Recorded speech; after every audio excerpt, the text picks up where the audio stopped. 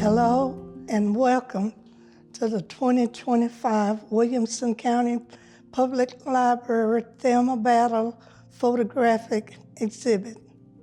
This year's theme is Lost and Found, the amazing legacy of enslaved Mary Banks of the Forrest home community. I entitled it Lost and Found because there are so many of Mary Banks' descendants who did not know about each other, and some of them lived here in Tennessee. So when I discovered years ago about Mary Banks, the Kennard family always had family reunions, and Ruby Kennard Carruthers had started inviting me to the reunions. And Pearlette Green had produced a family tree booklet, and I was able to use that and discovered Mary Banks. This was many years ago, maybe 10, 15 years ago. And so they provided me with the gift of coming up with Mary Banks.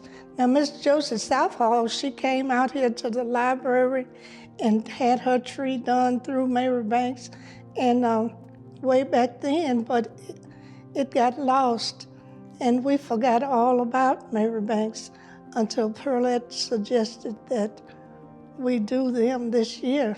And so with the help of Paige Hurley and myself, we were able to discover more and more about enslaved Mary Banks. Family tree that Miss Paige Hurley was able to do. Now, she's a student at Middle Tennessee State University.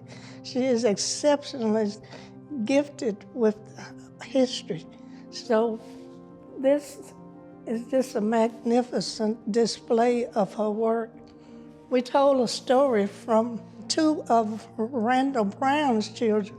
Now, Randall was a son of Mary Banks, and so we know information on two of his children, Melvina Brown, who married Tom Southall, and then Narcisse Brown, who married Mr. Reese. And so there are Tennessee relatives that didn't know about Narcisse Reese's descendants. Now, I discovered years ago in the WPA narratives that students from Fisk University, I believe, had gone around and interviewed ex-slaves between 1936 and 1938. And there was Narcisse Reese, and she began to name who her owners were. And I says, wow, she's from Williamson County, and I'm going to check on her. So I was able to transcribe the dialect that had been written in the WPA narrative into words that others would be able to understand. So it is also on display here. We also have a glass case on the first floor near the elevator, and the glass case on the second floor near the elevator, where there are quite a few photographs in it as well. In the cases, we were able to go through photographs that were sent in to us and pick out the wedding pictures. And so on the ground floor, there are the wedding photographs, and on the second floor, there are the names of all of the enslaved Mary Banks descendants who specialized in education. One of Mary Banks' granddaughters was the first school teacher from that family, and they were all inspired from her teaching in that one-room segregated schoolhouse where she taught some of her siblings and other children in the community. Display number 1 is a image of the 1878 Beers map showing the Forrest home community, home of enslaved Mary Banks and her family. is located in the 6th District. Now, 4 locations are noted. Location 1 is the Meeting of the Waters, the plantation house of Thomas Harding Perkins and Nicholas Bigby Perkins, where enslaved Mary Banks once lived. Location number 2 is the Enoch Brown farm. Brown purchased Randall Brown. Randall was Mary Banks' son, and Brown purchased Randall from William O'Neill Perkins in 1848. Location number 4 is other Perkins property in the Forrest home community. Now, it was important that this particular map led the way to the entire exhibit because it was showing the beginning, as we know it, of enslaved Mary Banks to the destination of Bolivar County, Mississippi.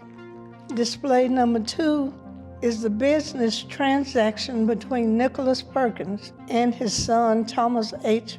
Perkins Jr. regarding enslaved, including Mary Banks and her 3 sons, Randall, George, and William Anderson. This transaction was 1832.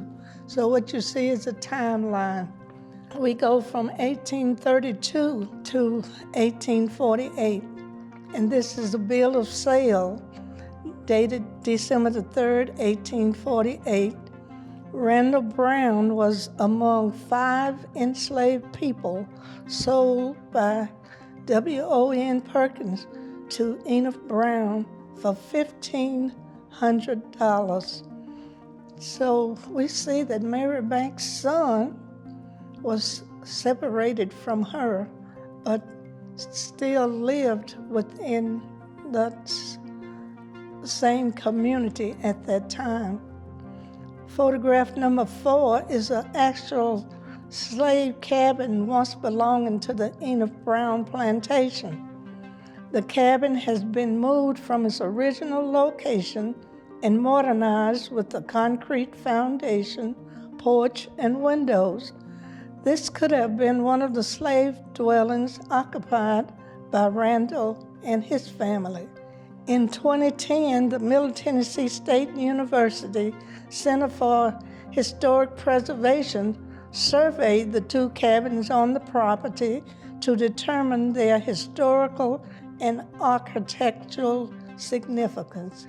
Exhibit number 5 is showing where Major Nicholas Perkins died in 1848. He willed the enslaved Mary Banks to his daughter, Mary Elizabeth Bradley, wife of Leland Bradley. He willed the enslaved Randall Brown to his son, W.O.N. Perkins. And so this image that you are seeing shows the enslaved people willed to Mary Elizabeth Bradley. And there are 20 names of enslaved on this particular paper, and they were all sent away. Exhibit number 6, also 1859, Mary Bradley, owner of enslaved Mary Banks, moved Mary and about 20 other enslaved to her husband Leland Bradley's land in Bolivar County, Mississippi in 1859. Number 7 is Melvina Southall, and she is the daughter of Randall Brown and Polly Perkins Brown. And of course, Randall was the son of enslaved Mary Banks. Number 8 is Tom, husband of Melvina Brown. Number 9 is Melvina Brown Southall. This photograph was taken from a 1998 book, Memories That Lead to a Street Named Natchez. Number 10 is the copy of the WPA interview with Narcisse Brown Reese. She was born in 1855 and died in 1947. Number 11 is the transcription that was done because the original interview was written in Narcissus' own dialect, which may have been hard to read by some of the readers, but I was able to transcribe this and put it up so readers would actually know what she was saying. Number 12 is Maggie Evelina Southall Leach. She was born in 1900, died in 1967. She is the granddaughter of Melvina Brown Southall, and she's the daughter of Melvina's son, Charlie. Charlie was married to Mattie Knight Southall. She was born in 1883 and died in 1916. Maggie was married to Henry Leach. Number 13 is England Queen Victoria Southall Gentry Kennard. She was born in 1877, died in 1956. She is the daughter of Melvina Brown Southall, granddaughter of Randall Brown, and great-granddaughter of Mary Banks. Number 14 is Frances German Southall Merritt. She is the daughter of Charles Southall and Maggie Knight Southall, and she was married to Troy Merritt Sr. Number 15 is Annie Robinson Southall, the wife of Garfield Southall.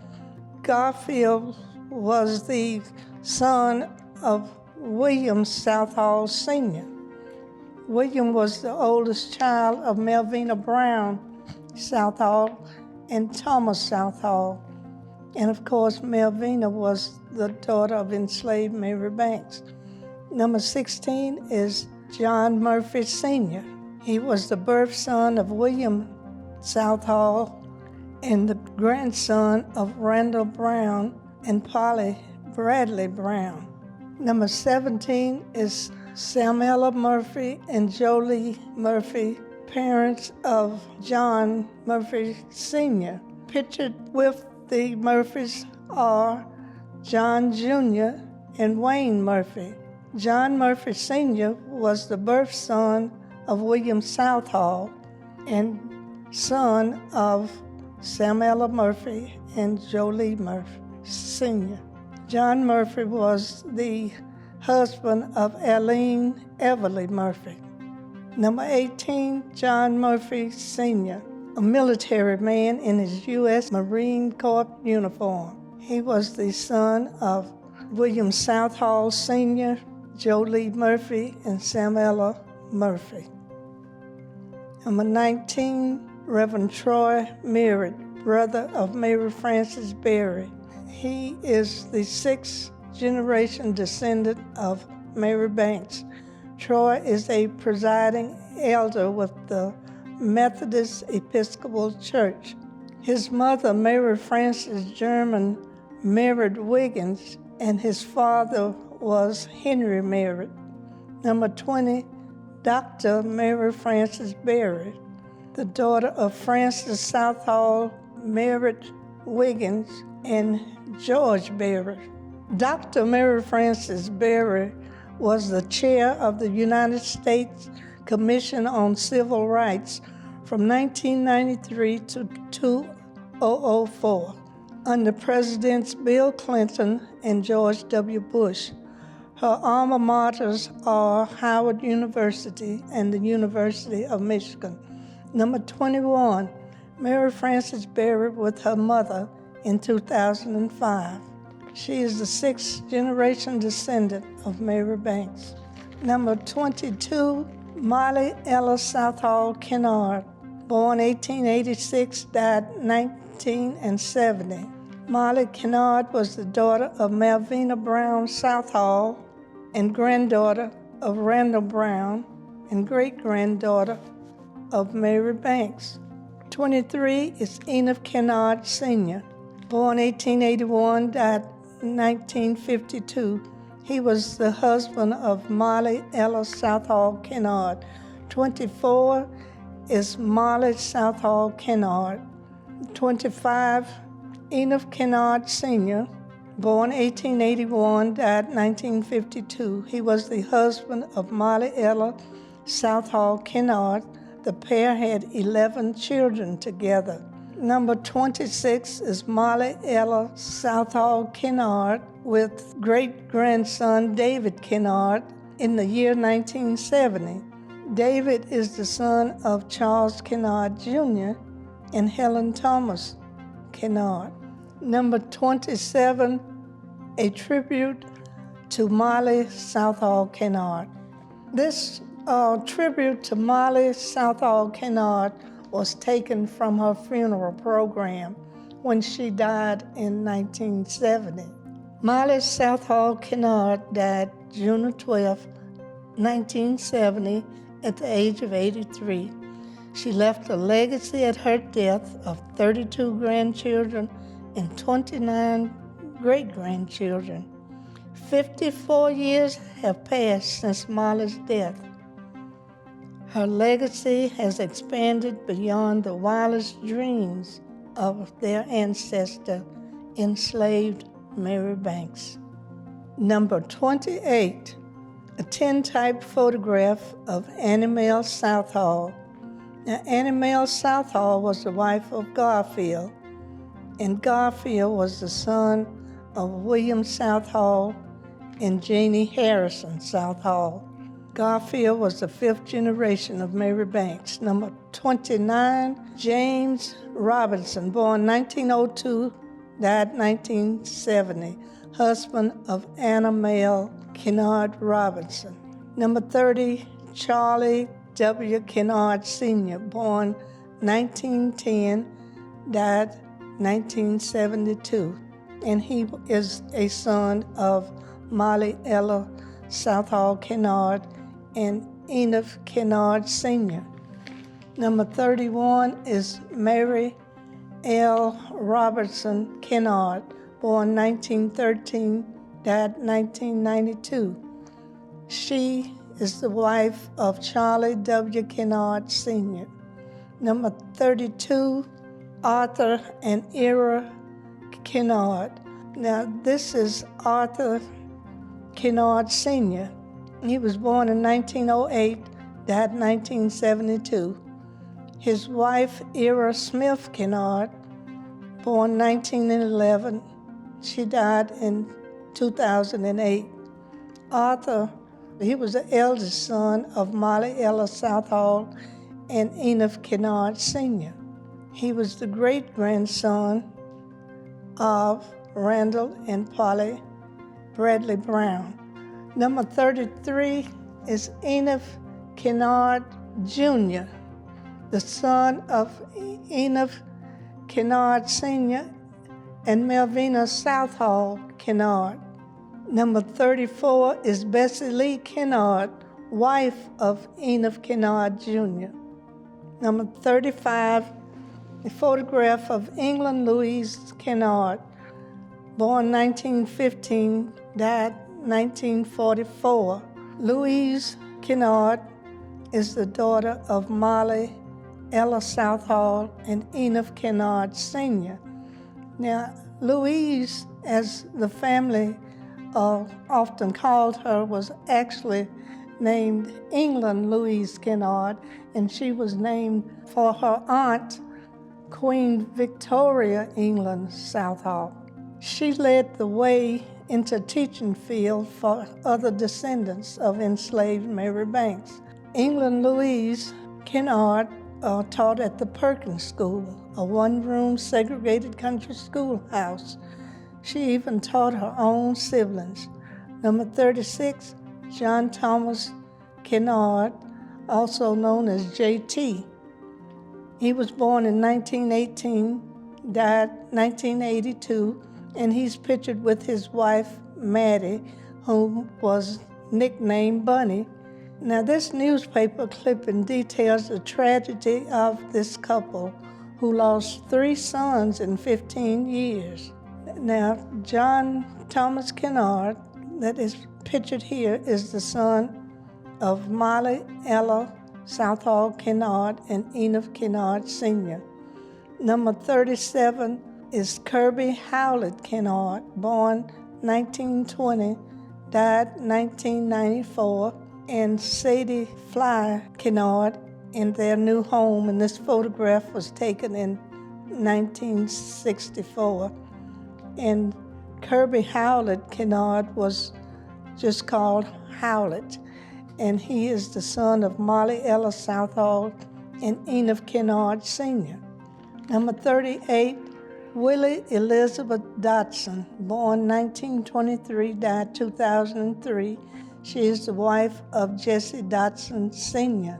She is the daughter of Molly Ella Southall Kennard and Enoch Kennard Sr., the granddaughter of Malvina Brown Southall and Thomas Southall, and the great-granddaughter of Randall Brown.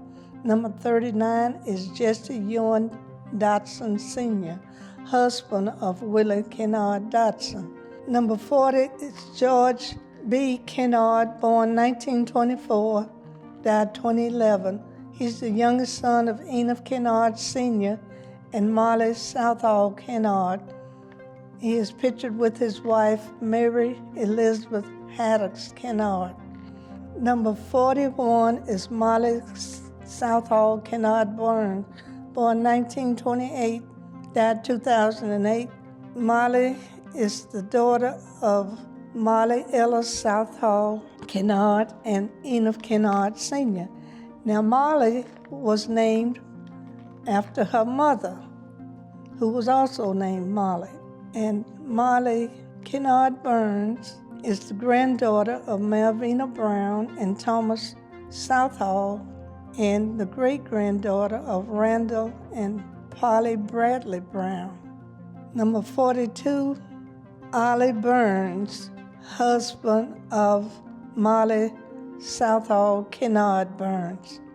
Number 43 is Austin Southall, whose nickname was Oss. Oss was born 1890, died 1966. He is pictured with his wife, Susie Petway Southall. Oss was the son of Malvina Brown Southall and Tom Southall. Number 44, Anna Mae Kennard Robinson, born 1906, died 1980. She is pictured with her husband, Jim Robinson, and he was born in 1902 and died in 1970. Anna Mae was the oldest daughter of Molly Ella Southall Kennard and Enoch Kennard Sr.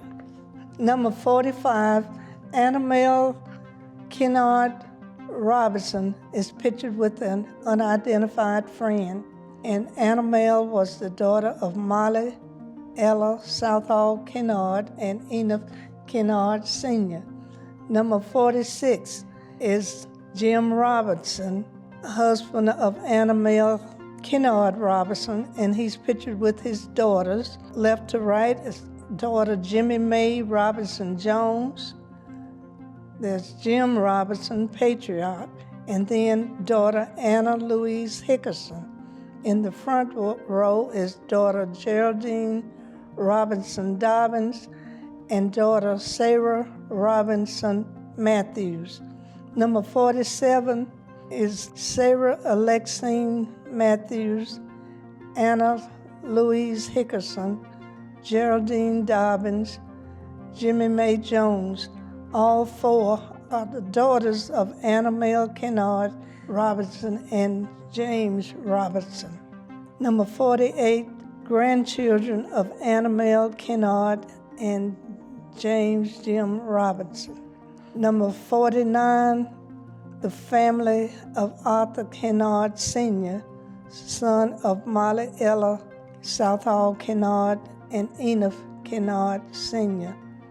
Seated left to right, Dr. Katie K. White, Arthur Kennard Sr., Ira Kennard, Rosa Cason, Anna Broom, standing Sophia Beeman, Reverend Richmond E. Kennard, Dr. Arthur Kennard Jr., Houston Kennard, Dr. Matthew Kennard and Martha Forston. Number 50, family of Arthur Kennard Sr. and Ira Smith Kennard. Now, Arthur was named Father of the Year in June of 1971 by Franklin's Review-Appeal newspaper in Williamson County, Tennessee. He and some of his family were invited to meet with Governor Winfield Dunn at the governor's mansion. Number 51 is Charlie Kennard Jr., son of Charlie Kennard Sr. and Mary Robertson Kennard. He is pictured with his wife Helen Thomas Kennard and their 2 children, David and Connie. Number 52 is John Thomas Kennard, whose nickname was T.K. Kennard. He's the youngest son of Charlie Kennard Sr. and Mary Robertson Kennard. T.K. was a licensed disc jockey and also a booking agent for several well-known bands, and he was able to bring the famous Bar-Kays band to Franklin, where he and his organization called the Fantastic 12 would put on a concert here in Franklin at Jim Warren Park. Now, TK was instrumental in getting the Bar-Kays band to actually play over at the Jim Warren Park many, many years ago. There was a large sink in the field out there that took a long time for them to build it up, and now it's a baseball field, but back then we had to walk down, and they'd put up a stage down there, and all these bands would come every year for a concert. Number 53, the children of Charlie Kennard Jr. Pictured are Chuck Sanford, Connie Kennard, David Kennard, Kenneth Black, and Sandra Anderson. Number 54, Bessie Kennard sits with 3 of her children, Edward, Raymond, and Josephine. Bessie was the wife of Enoch Kennard Jr. He was born in 1911 and died in 1998. Number 55 is Tasha Kennard and family. Tasha Kennard is the daughter of Donita Kennard and granddaughter of William Kennard. William Kennard, Tasha's father, was the son of Enoch Kennard Jr. and Bessie Lee Kennard. 56 is a collage of the family of Enoch Kennard Jr. It includes Enoch Kennard III, includes the granddaughter of Enoch Kennard Jr., who is Ray Kennard.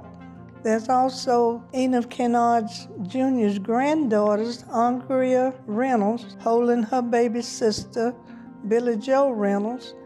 And there's also Gregory Kennard and Michael and Darrell and Ronnie Kennard, all shown on this collage. Number 57 is England Louise Kennard, born 1915, died 1944. She was a former school teacher. She was the daughter of Molly Ella Southall Kennard and Enoch Kennard Sr. She is pictured with her school students whom she loved and nurtured.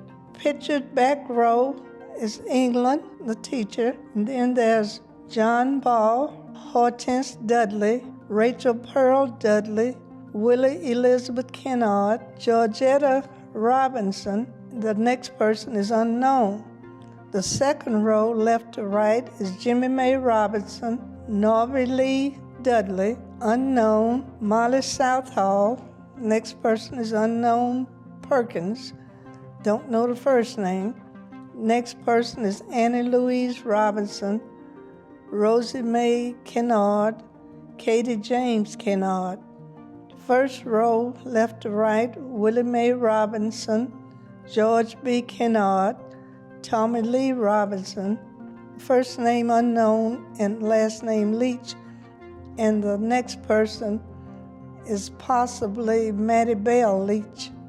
Number 58, from the family of John Thomas Kennard Sr., is his son Nathaniel Kennard, who was known by his many friends as Axehead, and he once worked at the Moody Brothers Tire Service and was well known in the community. Number 59, the family of Kirby Howlett Kennard, born 1920, died 1994, and he was the son of Molly Ella Southall Kennard and Enoch Kennard Sr. Pictured left to right are granddaughter Faith Green Young, wife Sadie Fly Kennard, granddaughter Joy Green. Standing left to right, grandson Thomas Reynolds, daughter Perlette Kennard Green, and son-in-law Reverend James J. Green. Number 60, from the family of Kirby Howlett Kennard, pictured is his daughter Mary Ellen Haynes and his grandson Antonio Oates. Number 61, family of Kirby Howlett Kennard, pictured are his sons George Brown and Reggie Carter. George is a retired postmaster of the Pegram, Tennessee Federal Post Office. Number 62, from the family of Kirby Howlett Kennard, pictured left to right, daughter Beverly Brown, granddaughter Marvette, also known as Nikki McClendon, and daughter Frances Waters. Number 63, the family of Willie Elizabeth Dotson, born 1923, died 2003, pictured left to right, son Jesse Dotson Jr., Willie Elizabeth Kennard, and husband Jesse Dotson Sr. Number 64, family of Willie Elizabeth Dotson, pictured is son Jesse Dotson Jr. and wife Sharon Turner Dotson. 65, decoupage of the family of Willie Elizabeth Dotson, shown as son Jesse Dotson Jr. and daughter-in-law Sharon Turner Dotson and their grandchildren.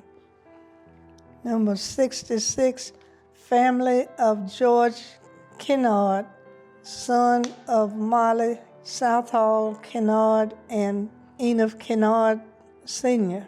George is pictured with his wife, Mary Elizabeth Haddocks Kennard, and their daughter, Barbara Ann Kennard Jackson. 67 is George Kennard is pictured with the unidentified family man.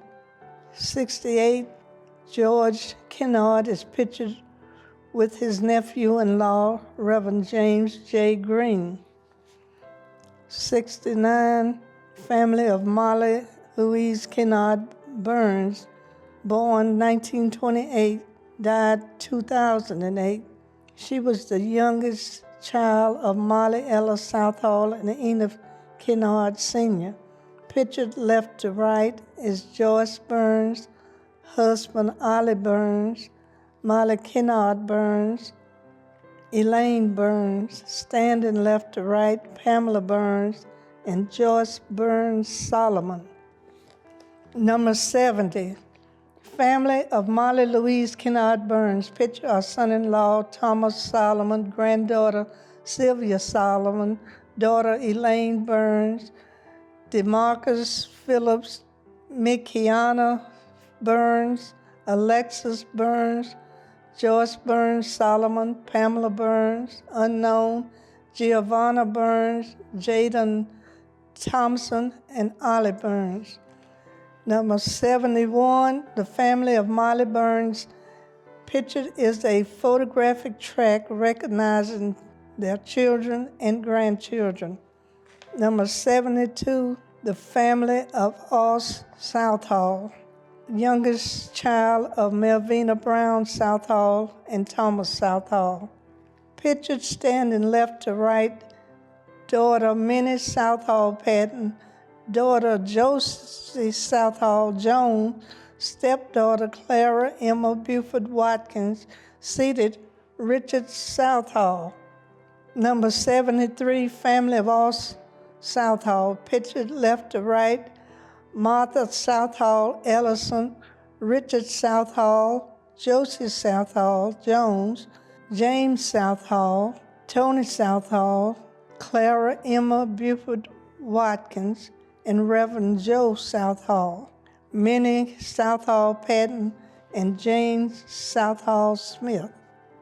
Number 74, son Jason Patton. Jason played high school football with the Battleground Academy. Number 75, family of Austin Southall, whose nickname was Aus.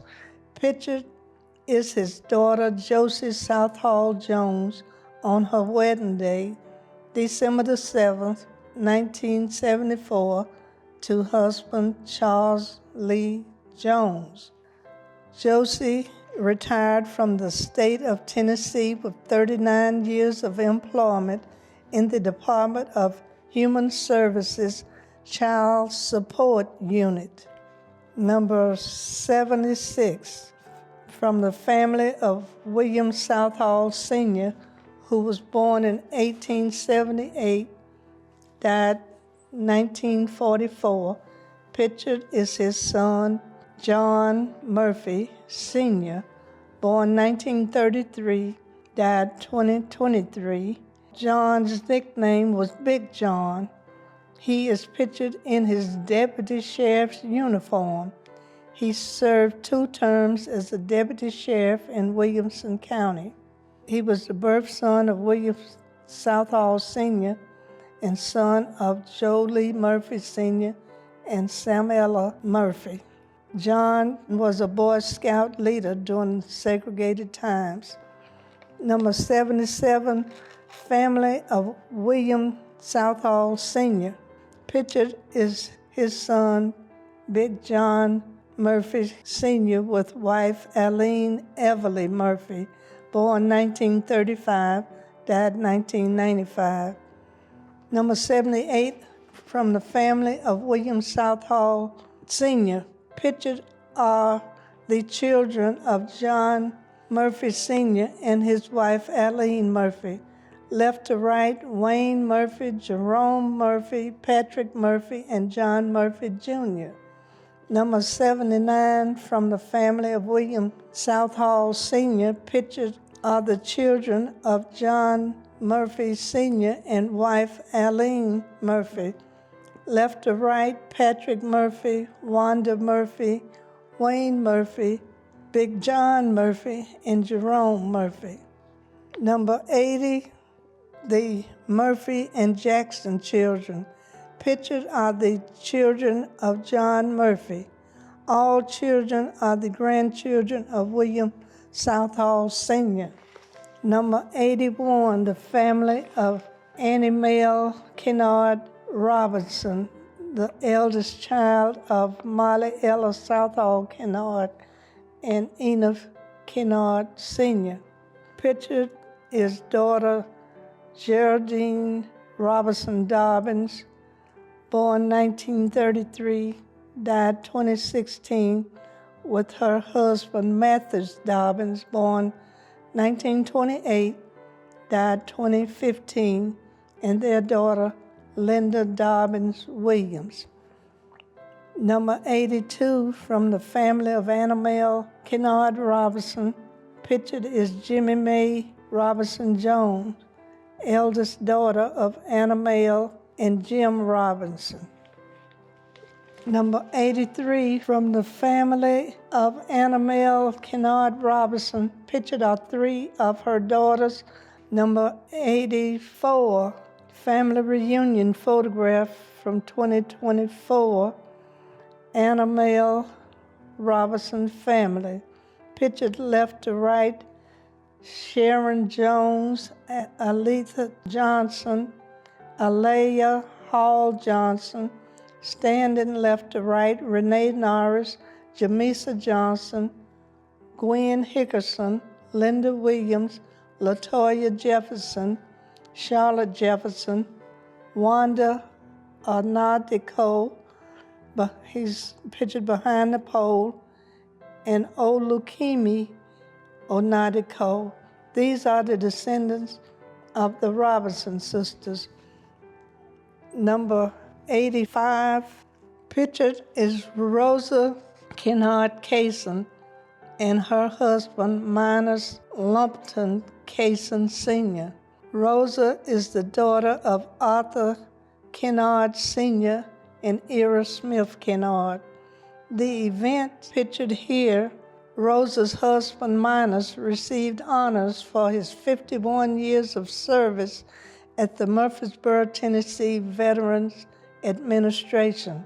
Rosa Kennard Kaysen received her B.S. degree from Tennessee State University and completed several hours toward her master's degree. Number 86, from the family of Arthur Kennard Sr. and Ira Smith Kennard. Pictured is their second oldest child, Dr. Katie Kennard White, and her family. Pictured are husband Joseph White, a former Tuskegee Airman, and their daughters Angela and Jolita White.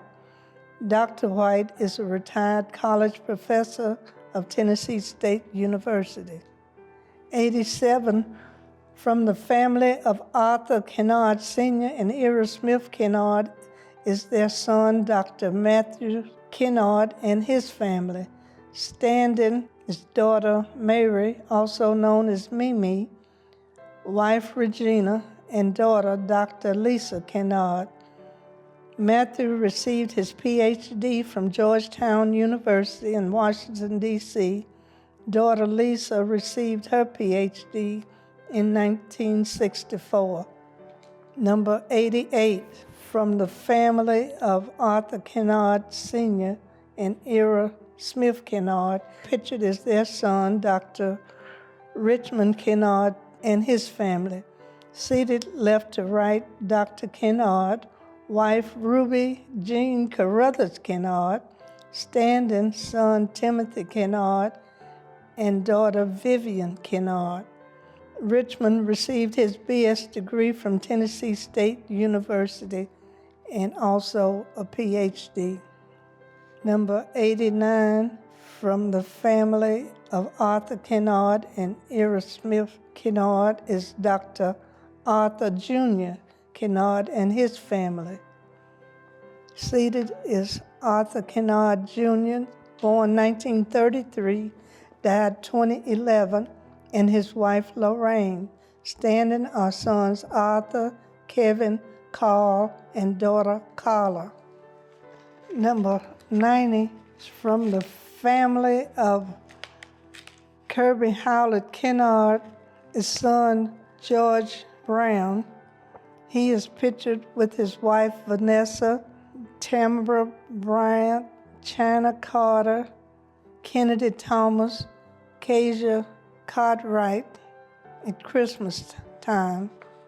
George Brown is the son of Howlett Kennard, grandson of Molly Ellis Southall and Enoch Kennard, great-grandson of Malvina Brown Southall and Thomas Southall.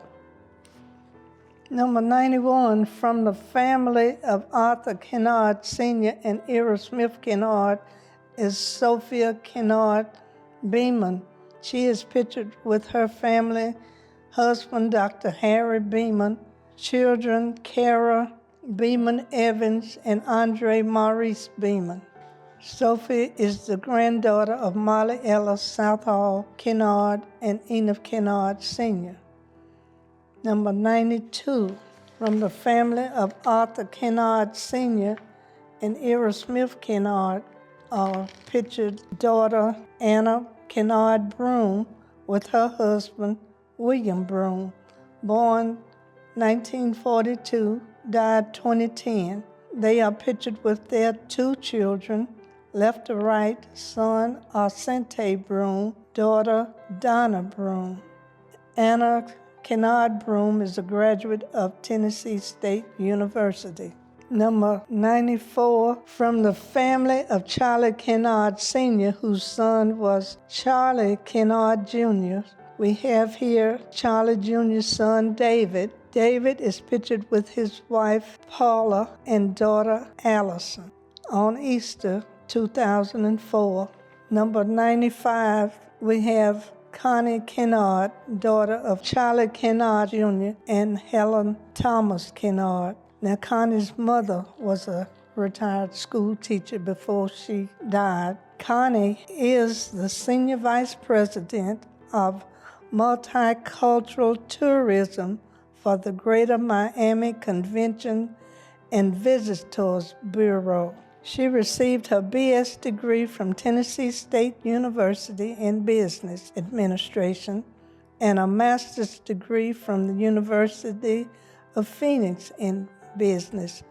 The photo is the courtesy of the Greater Miami Convention and Visitors Bureau. Number 96, from the family of Charlie Kennard Sr., we have pictured here his wife, Mary Robertson Kennard. She was a member of a group of ladies called the Easter Ladies who held a breakfast every Easter Sunday morning before church. Left to right is Mary Robertson Kennard, friend Janie Cannon, friend Mary German, daughter-in-law Helen Thomas Kennard, and sister of Mary Robertson Kennard, Sally Robertson Forsythe. Number 97, Agnes Kennard, born 1936, died 2006. She was the daughter of Enoch Kennard Jr. and Molly Ella Southall Kennard. Number 98, Enoch Kennard III high school graduation photo. Enoch is grandson of Enoch Kennard Sr. and Molly Ella Southall Kennard. Number 99, from the family of Enoch Kennard Jr., pictured his granddaughter, Ray Kennard. Ray is the daughter of Raymond Kennard and Dorothy Ball Kennard. Ray is pictured with her son, Gregory. Number 100, Josephine Kennard Reynolds holds an award from the state of Tennessee. She is a retired school teacher and the wife of William Bill Reynolds. Josephine is the daughter of Enoch Kennard Jr. and Molly Ella Southall Kennard. Number 101, from the family of Kirby Howlett Kennard, is his son, George Brown. George worked as the postmaster at the Pegram United States Post Office in Pegram, Tennessee. George is the grandson of Molly Ella Southall and Enoch Kennard Sr., great-grandson of Malvina Brown Southall and Thomas Southall. Number 102 is the former place of employment of retiree postmaster George Brown. Pictured is the Pegram United States Post Office. Number 103, celebration of the 2001 International Wingling Grand Championship. The family of Willie Elizabeth Dotson and Jesse Ewan Dotson Sr. were involved in horse competitions. Pictured is Jesse Dotson Jr. with an unidentified person. His son, Jesse Dotson III, daughter-in-law Sharon Turner Dotson, and son Jaron Dotson. They are photographed with their winning horse, J.D.'s Law and Justice. Jesse Dotson Jr. was the first black handler to win the show.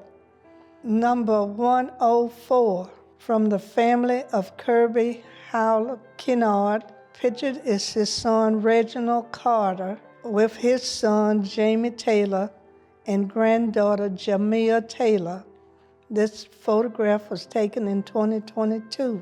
Reginald is the grandson of Molly Ella Southall and Enoch Kennard, great-grandson of Melvina Brown Southall and Thomas Southall. Number 105, from the family of Kirby Howlett Kennard. Pictured is his daughter, Frances Kennard Waters, and Frances' daughter, Nakia Waters, who is the granddaughter of Howlett Kennard. Frances is the granddaughter of Molly Ella Southall and Enoch Kennard Sr., great-granddaughter of Melvina Brown Southall and Thomas Southall. Number 106. This photograph was taken in 1995, and this is from the family of Molly Kennard Burns. And pictured is Molly Burns sits with her granddaughter, Sylvia Solomon. They are at Molly's daughter's hair salon, which was called Pam's Hair Salon. And Sylvia Solomon received her BS degree in aeronautical industrial engineering from Tennessee State University. Molly Kennard Burns is the daughter of Molly Ella Southall Kennard and Enoch Kennard Sr. Number 107, William Kennard, born 1938, died 1968. He is pictured with his friends. William was the main ticket boy at the Gym Theater, which was a theater on Natchez Street during segregated times. Number 108, Arthur Kennard's son-in-law, Joseph C. White, a Tuskegee Airman in 1944. He was the husband of Dr. Katie Kennard White. Number 109, in early 2024, several descendants of enslaved Mary Banks gathered outside the old plantation home called Meeting of the Waters in the Forrest home community. This was the plantation house where Mary Banks had been enslaved. And as you can see, several family members from several lineages leading to Mary Banks gathered here on a cold day to make this photograph.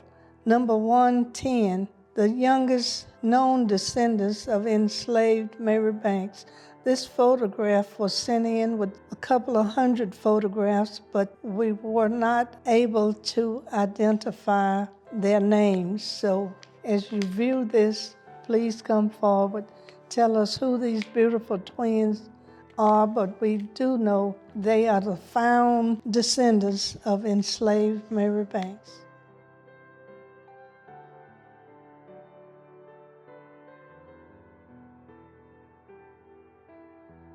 I am the fifth of 9 kids. I was in the middle. And my father's name was Arthur Sr. He was a farmer. We lived on the Harpeth Westover farm about 4 miles from Franklin, owned by Matt Hughes Dobson. They still own the farm, and I'm still connected to them. My father was the oldest son of Enoch Kennard Sr. and Molly Southall Kennard. And Molly was the daughter of Melvina and Tom Southall. Melvina was the daughter of Polly and Randall Brown, and Randall Brown was the son of Mary Banks. We grew up on this farm, and my mother was a homemaker, of course, with 9 children. The first 5 were born in 1930, 1932, 1933, 1935, and I was born in 1936. Okay. So she had 5 kids in 6 years. And as I say, we all went to Tennessee State University, graduated, and most of them ended up teaching, and that was my initial intent, but the Army came calling, and I ended up at Walter Reed Army Medical Center in Washington, D.C. I learned that there were people all over the continental United States who had scattered, and a fairly sizable number of them migrated to the Midwest near Detroit for the auto industry. As a matter of fact, there was 2 sisters and a brother and the brother's wife who came here simply because I had a connection with them through the telephone, and they came. And there were people from other places, and there were relatives of mine right here in Tennessee who I never met before, because I have been gone since 1959. So I learned that there's a spiritual connection with this family, and I think my father and mother epitomized that. My father was educated only to the 6th grade formally. He was the oldest son, dropped out to help his dad take care of the rest of the younger brothers and sisters. But he was always a staunch deacon in the church, and he was a Sunday school teacher. So that meant I didn't go to school 5 days a week, but I went to school 6 days a week because Sunday school was always his job, and he taught that until I left to go to college, I know. My mother was just as spiritual. She wasn't as involved, but she had brothers and cousins and nephews and sons, preachers. I have 2 brothers. One is deceased now, but my younger brother is a preacher. So as you can see, religion ran deep in the family. And as I talk to my cousins and nephews, I find that the spirituality runs through all of them. I finished my bachelor's at Tennessee State in 1957, and the teacher who taught me science right here in Franklin Training School, that's what it was called then, he came courting for me to come back and be a teacher. He had been elevated to the principal, and he knew my background. He wanted me, he drove to Nashville, and he basically almost got down on his knees to beg me to come back to teach. And so I relented, and I came back and I taught. Thelma's older sister, Emily, was in my biology class, and I saw her at the Black Tie Festival. That's an annual event. I understand it's about 24 years old, and I think this was the 24th year, and it's designed to honor a pioneer African-American family whose roots were in Williamson County. And it just so happened to be our family this time.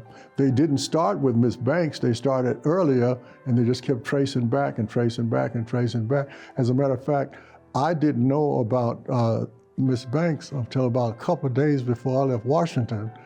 And my cousin Pearlette said, Matt, the Banks, the Randall and Polly Brown was not the beginning. It's a woman named Mary Banks. And I said I'd never heard of her. So that's how I learned about her. And she has an amazing story. And I do appreciate the opportunity to participate in this historical event. Thank you. I'll thank you, and personally, I've already thanked them, but I'll re-thank Thelma Battle and Alma McLemore and Paige Hurley and all the rest of them.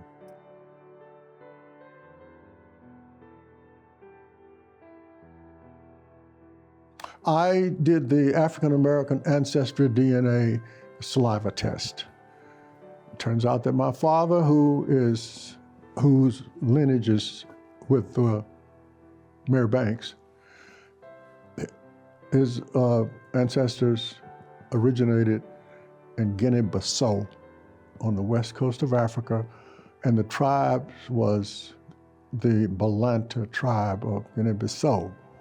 And just parenthetically, my brother Arthur Jr., who's deceased now, and his son Kevin, who was my nephew, and 3 or 4 other friends, we traveled to Senegal, which happens to be juxtaposed to Guinea-Bissau, which is the ancestral origin of my father's family.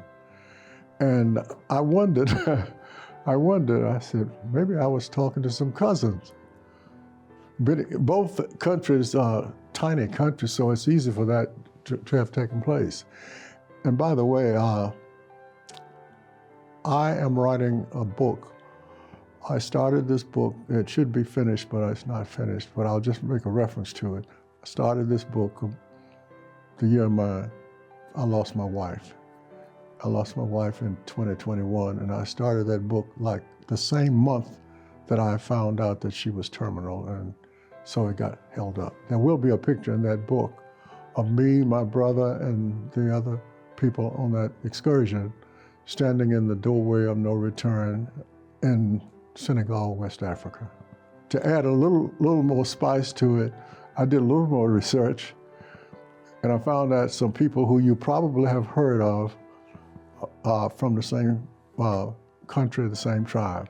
One is Whoopi Goldberg, another one is John Legend, and another one is Roland Martin. So I did that, and I found that to be fascinating. There are many others, but those are the three that I really recorded.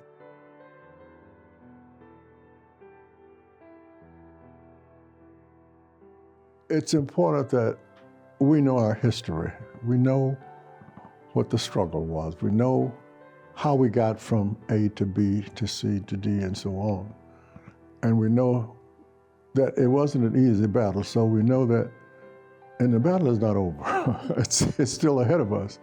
And so this kind of information helps me to understand that even though I thought the battle was tough, rough, when I look back and see what Mary Banks and Randall and Polly Brown endured, it was a piece of cake for me. And for my daughter and my grandson, it's even better. And I think it's important that they understand, that I understand, that they understand that it wasn't always that way.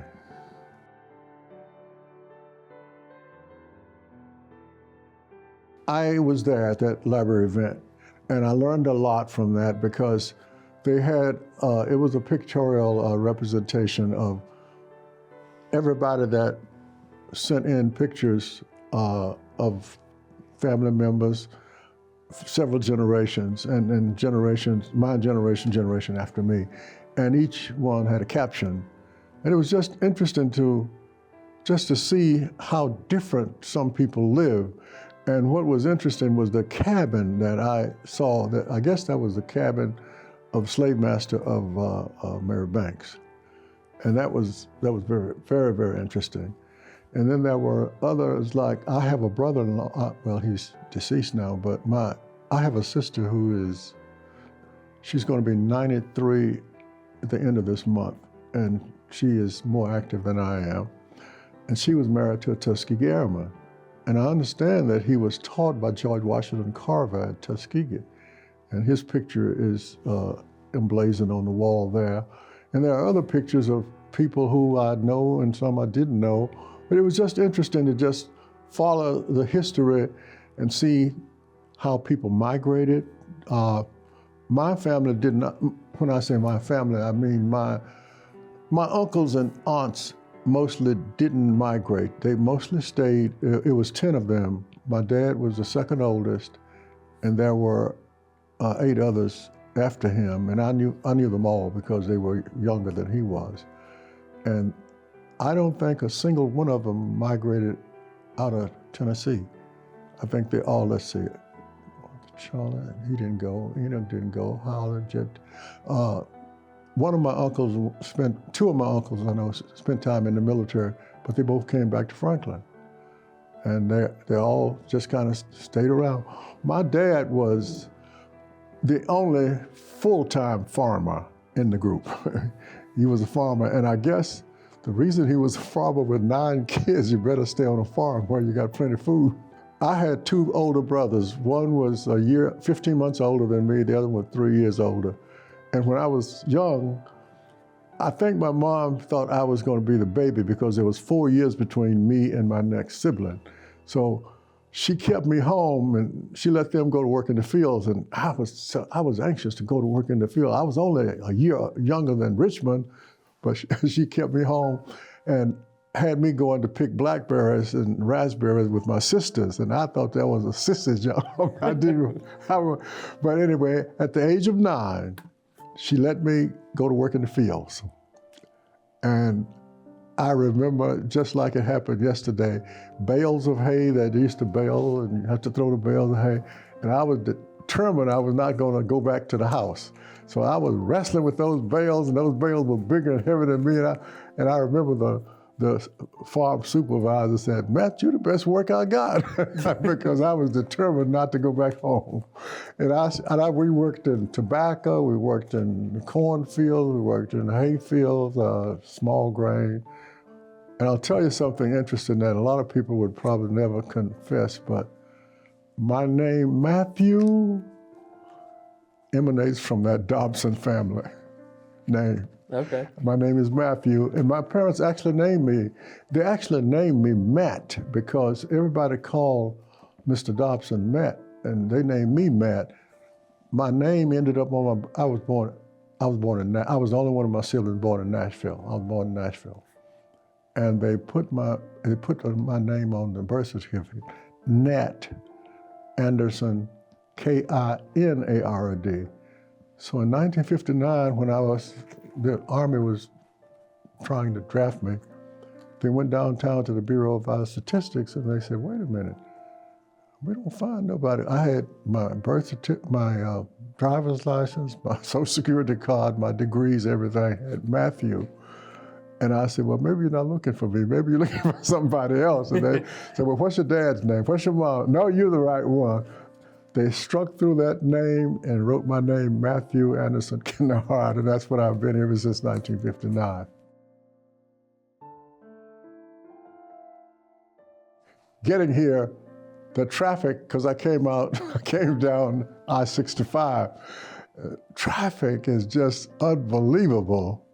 I mean, that's one of the biggest changes, and obviously, you know, the homes that are built up, and I understand I have a nephew that comes up to see me occasionally, and he tells me all the time. He said, "Uncle Matt, so and so and so." He's talking about sports figures and country western people all moving into the area, and I'm sure that by the way, my dad did finally buy his own farm after many years. I was a senior in college, and he bought 30 acres on Arnold Road right off of the Murfreesboro Pike. And that's where he and my mom lived until he passed, and then my mom inherited it, and she eventually moved to Nashville, and then all the 9 kids inherited it, and I think we finally sold it around 2007 or sometime around that time. But there's a big house on it, and I think one of my nephews who were here attending the festival rode past it, and he said, "Oh, Uncle Matt, that is a monstrous house." I said, "I know." Yep. So the traffic pattern, and I think in my book I say there was about 4 traffic lights here when I was here, and it's just the other thing that is, I think, and I haven't lived here, but I interpret to be that there's a whole different character of people, mixture. I mean, you still got the local people, but you've got an influx of people who have different cultures that are different, and that's the one thing. The other thing is that Franklin has become urban rather than rural like it used to be. It used to be. I remember when I grew up, there was 4 houses going out to Hillsborough Road, past Del Rio Pike on the left side. There were 4 houses. They were very well built. They were small, but they were very well built. One was stone, and I think all the other 3 was brick. And I used to look at those houses and say, "Wow, if I could live in a house like that." 'Cause I grew up in a house that was no running water and no electricity. We finally got electricity when I was in high school. We never had running water. As I said, my dad was a staunch deacon in the church, Sunday school teacher, and he was very well respected in the community. My dad was a big man. He was about 6 feet tall, and at one time he weighed 245 pounds. And I was told that one time he said, because my 2 brothers that are older than me turned out to be only about 5'9", and even my younger brother is only about 5'9", but I kept growing. And he said that he would never have a son taller than him. I grew to be 6'3", so he had to take that one back. So he was respected in the neighborhood. We didn't have transportation for the African Americans, and we lived 5 miles from Beachville Elementary School. And so I was, at first, me and my younger brother were not old enough to go to school, but my older brother and my 2 older sisters were. They had to live with my grandmother at Forrest home and go to Perkins Elementary School. That's where they got most of their elementary school education. When we became old enough to go to school, there was no, we were 5 miles from Beachville School. So my dad went to the superintendent, his name was Scales, and he went to him and told him, oh, we've got to do something about this. And he said, well, Arthur, if the Negroes want transportation, if they get together enough money to buy one school bus, we will put another school bus on the road. Well, Mr. Scales didn't know who my dad was. My dad had influence that you would not believe in the community. So he and Reverend J.T. Patton, who was my mom's first cousin, but he grew up in Williamson County, but he was the biggest African-American mortician in Nashville at the time, so he had a lot of influence. So he teamed up with my dad, and within no time, they had enough contribution to buy the school bus. And Mr. Scales kept his word, so he gave the blacks 2 school buses, which was not enough. So they put them in the south, they put them south of Franklin because there was more African Americans south of Franklin than it was on the northern end. We were on the northern end. So the 2 buses were, so we still, the Kennards still didn't have, and the other people that lived on that car, in that corridor didn't have transportation. My dad went right straight back to the superintendent and told him that was a private bus called the Franklin Interurban Bus that ran between Franklin and Nashville on the Franklin Road and the Hillsborough Road. And after that, I never rode a school bus, but we were able to ride those buses free. We got free transportation. So that's the kind of influence he had. And Yeah. Not only that, but in other ways too, but that's one incident that I can remember. Yeah. A little bit about my mom, I don't want to leave her out. My mom was 5'4" tall, but she was a tough one. She was tough as nails. I remember once she had a tooth extracted, came home with the gauze in her mouth and everything. And my older brother and one of the sisters was trying to milk the cow. And they tipped the barrel over to feed the barrel was almost empty.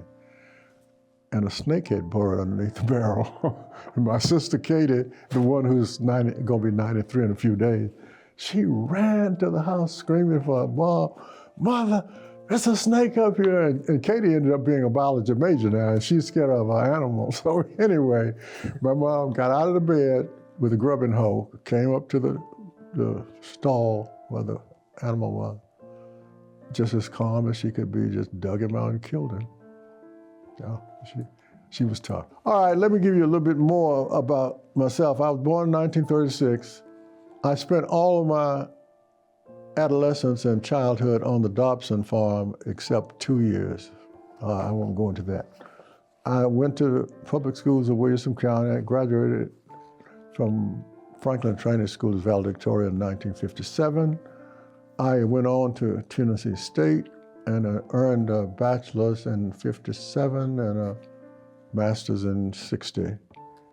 And then after that, I had to go into the military, and I ended up at Walter Reed.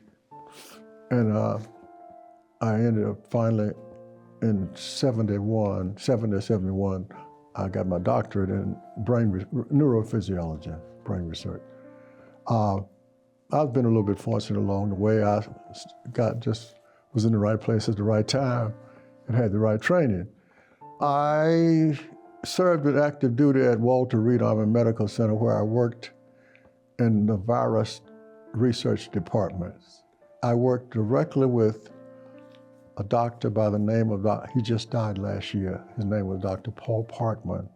He was the co-discoverer of the rubella vaccine. And I worked directly with him 60, 61, 62. I spent most of my career in federal government, practically all of it, NIH, National Institutes of Health, and the Veterans Administration Central Office, not the hospital, but the Central Office.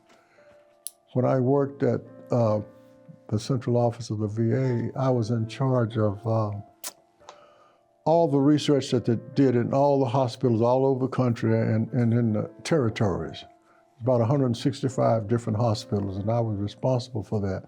And one other experience I had is that I was the overseer of research on Agent Orange, and that experience allowed me to testify on Capitol Hill a few times and talk to some of the people who were affected by it.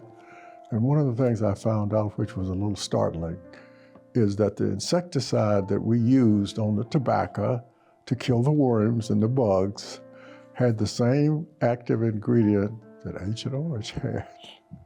So I survived that. Yeah. And I think, gosh, I did that. I met my wife in 1962, and we got married in 1962. And we were married for 58 years and 9 months. My wife had not gone to college when we married, and she eventually did after 2 kids. And she got a bachelor's and a master's, bachelor's from Teachers College, master's from Howard University, worked mostly for the Department of Education. And the 2 daughters, both of whom came here for the black tie event, the older daughter, Mary, has her PhD, and she works in private industry in a field called organizational communication. I've never been able to understand it, but she knows what it is. She and her husband has a son, Gabriel, who's my grandson. He's 16 years old, and he's as tall as I am. He's very active in sports. He used to play soccer, but he graduated to basketball, and he's into cycling, and he has cycled all the way in Europe, mountain biking and just cross-country biking. And he's also developed a skill for photography. He loves photography. So he's actually the photographer, not only for the athletic teams, but for the whole school. Both my daughters live in DC. I live in Maryland, but it's a stone's throw away. So that's Mary and that's Gabriel. Lisa, my youngest daughter, her personality is a lot like mine. She works for the federal government. She works for Food and Drug Administration, devices and radiology. That's what she works in.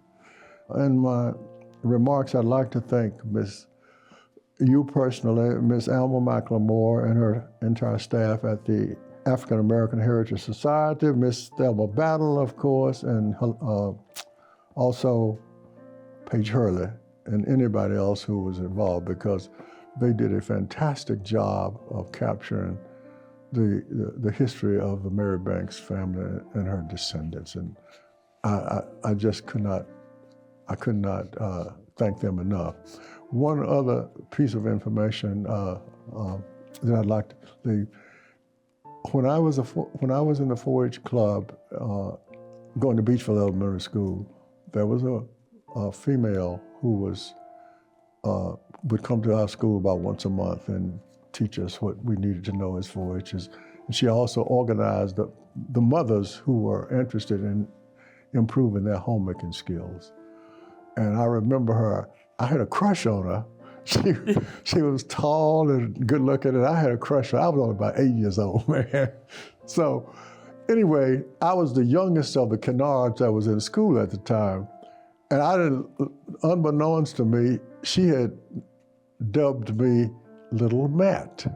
One day, it had to be about 40 or 50 years later, I ran into her at Tennessee State at a function. I think it was her 50th year of graduation. And we took a picture together, and she took that picture home, and her daughter told me that she put that picture on her nightstand and she would not let nobody move it. She was still calling me Little Matt. Here I am about 6'4" and 225 pounds, and she's still calling me Little Matt. But I had the opportunity to go to Natchez Trace State Park this weekend because her daughter, who lives in Washington, told me that they were going to have this event, and she found out I was going to be here over last weekend, and she invited me up, and so I got me a cabin and took my nephew and his dad and mom, and we were the four of us. And that was a really interesting weekend because I met all of her siblings, and when we left, everybody was calling me Little Matt.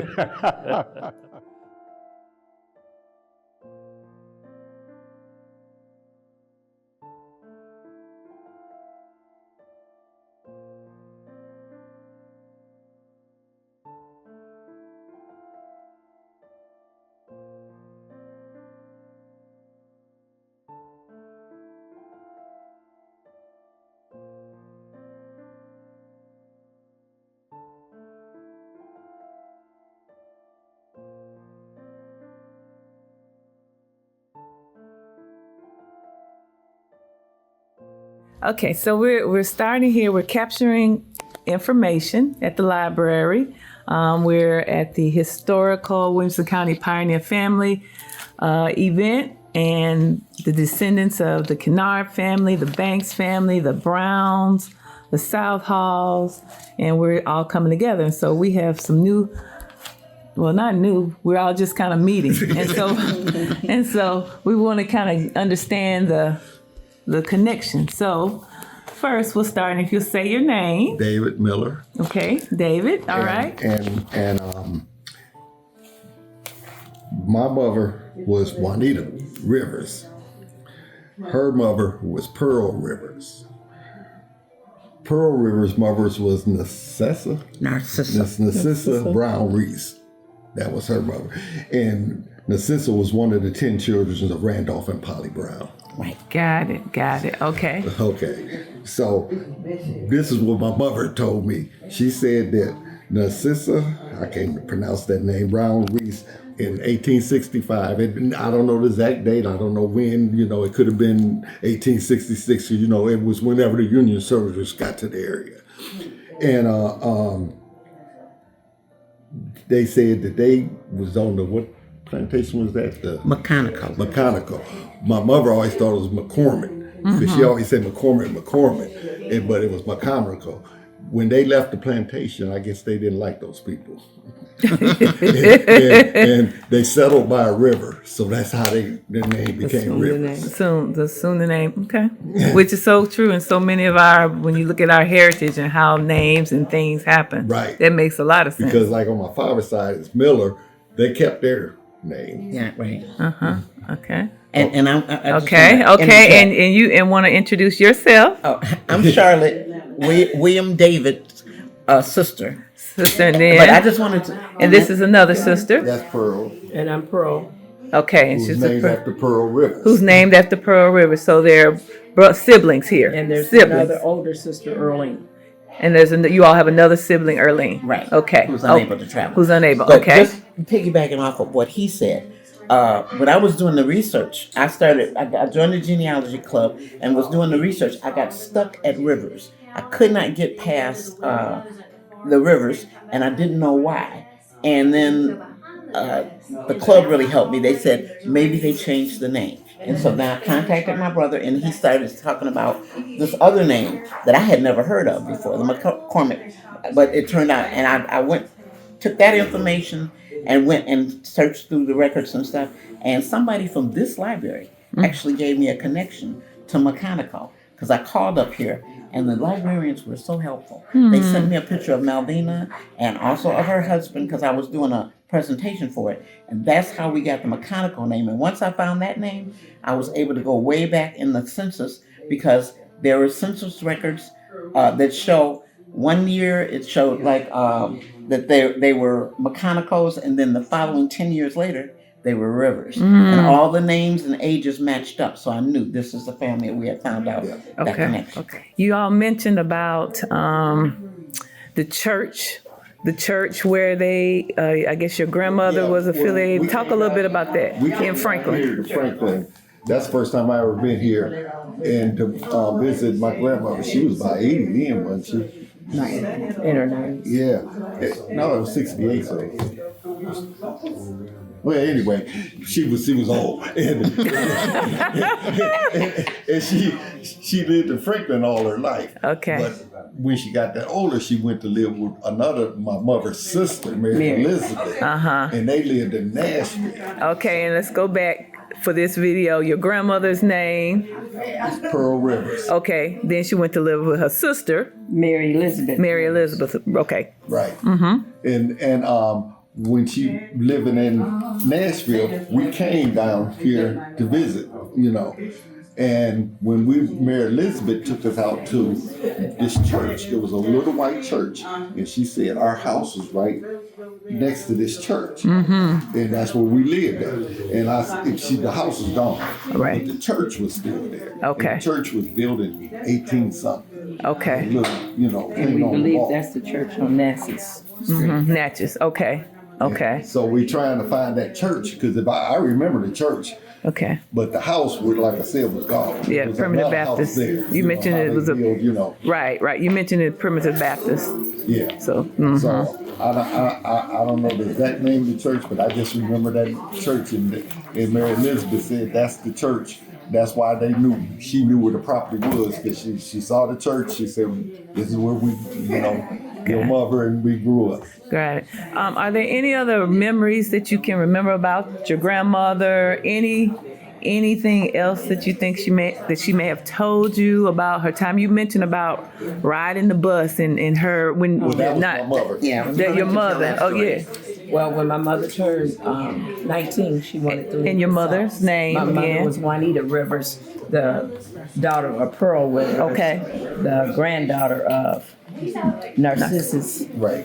Brown. And she wanted to leave the South, but she was afraid to ride the bus. So her cousin, who was Easter, her married name Beasley, I don't know her maiden name. They came from. They knew all came the from stories. Tennessee. They all these came people from Franklin, Tennessee to to get work. plant jobs. Okay. You know, during the war in 1943, they all Okay. came up here. My mother wanted to get a plant job too, but she was scared to come up here to ride the bus by herself. And an incident did occur when her cousin, two of her cousins came back to Franklin to bring her to Michigan. And on the way, when they got in Kentucky, they were forced off the bus because the bus was too crowded and there were some white passengers waiting to ride. They got upset, but they handled it. And then she moved to Michigan. And that was one of the reasons she didn't bring us back much to Franklin, because, you know, the scare, and said she would never hardly come home. She did return several times to visit her mother, but she didn't bring us as often as children. Got it. And her mother lived to be 100. One say 104, some One say says 101, but I and there think is a record but the of that. census that you had, it was 101. Because they wanted us to donate her body for scientific reasons to see why she had lived that long. And one of the things that she told me was just hard work and eating right. Yeah, and another source said she was 107. That's what I That's why I say we got so many different Right, so ages. we're not sure, but we knew she was 100. But they didn't, because you know, records wasn't. when that she was great. 100. I I had knew my she was mother. 100. I know she When was she 100. should have been 100 or 99, I came with my mother because I did not say she's 100. She's probably not still living. She said, my mother's living. We need to go see. I'll prove it to you. So she brought me and my brother south to meet her mother again. Okay. And that Wow. was the last Here time that we came. in Franklin. And Okay. was she in a nursing home at that No, time? she was with in the Mary house. Elizabeth. Wow. And I wonder if Pop would get his name from Enoch. Okay. That is. He had I a think, you know chance what? to take a name. I mean, the out of Ian name, I know the Oh, the last Enoch. name, I but bet I'm he saying got Ian. it. I You know bet what? so. It's going to be in my book somewhere anyway. Because I think that's how we got that name. Kennard family, Brown family, South Yeah, Park. he's a house. Yeah, he was one that did it all the way. So you had all these children named So that's how he. No, because when you go back to Randall, not you go back to his mother. And there's some other information on here. I ended up leaving the list up here. That's what I do. Pictures and comments. You got this really husband.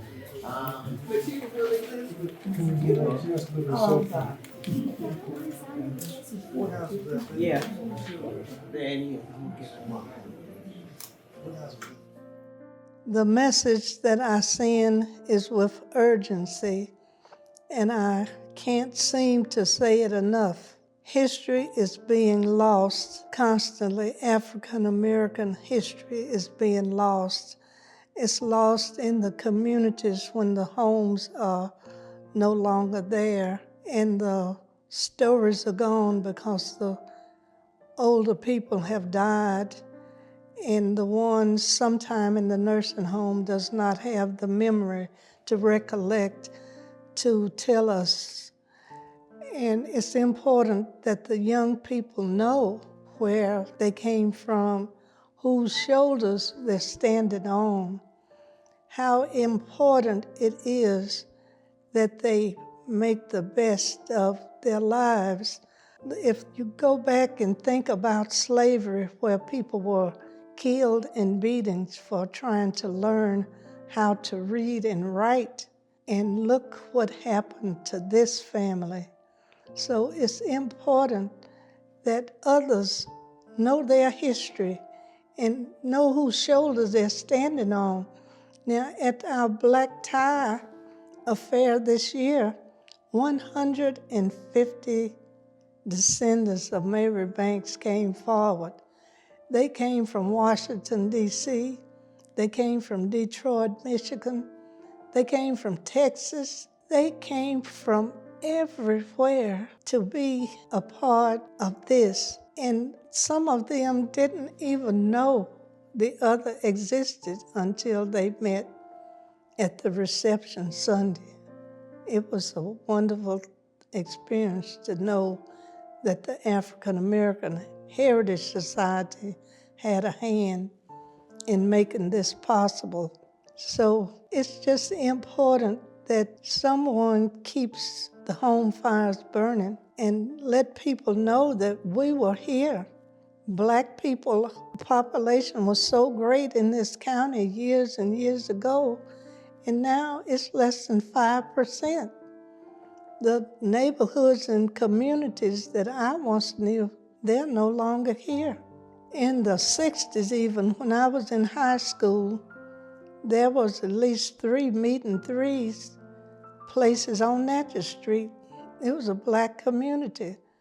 There was a couple of funeral homes, a couple of beauty shops, 2 or 3 cab services, all within the African American community of the Natchez Street area.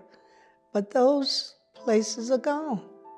And unless someone tells the story and get it documented and written about, it's lost.